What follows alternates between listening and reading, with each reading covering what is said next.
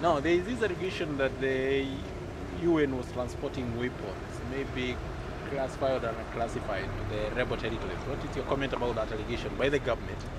The United Nations mission in South Sudan has made a terrible mistake by having the wrong containers labeled and going on the road with ammunition and weapons that were meant to be for the Ghanaian contingent, which is reinforcing the number of troops that we have in South Sudan and was on its way to Bentiu. I would like to remind you the policy of the United Nations mission in South Sudan, especially since the crisis started, is that no ammunition and no weapons shall be taken anywhere by road, but it should be put on air and on an airplane and go straight to its final destination. This is for obvious security reasons. This is very regrettable. The United Nations mission in South Sudan is having a high-level team that will come from New York to investigate this matter in close collaboration with the government and as urgent as possible.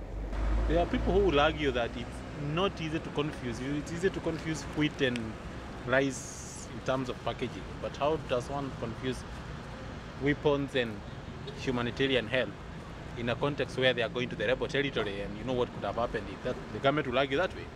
UNMISS is calling and will have an investigation with a high-level team coming from New York to investigate this matter, the matter of confusion and the matter of transport by road of weapons and ammunition, which should have been, according to UNMISS policy, taking the air route to get to its final destination. The policy is to transport the weapons by air, not by road. The policy of the United Nations mission in South Sudan since the beginning of the crisis is to transport ammunition and weapons by air to the final point of destination where the contingents are to be deployed, and not by road for obvious security reasons. Who opened the weapons? Were you called before the containers were opened because they are sealed? I think that's a question you have to ask to the people who open the containers. Obviously, it's not us.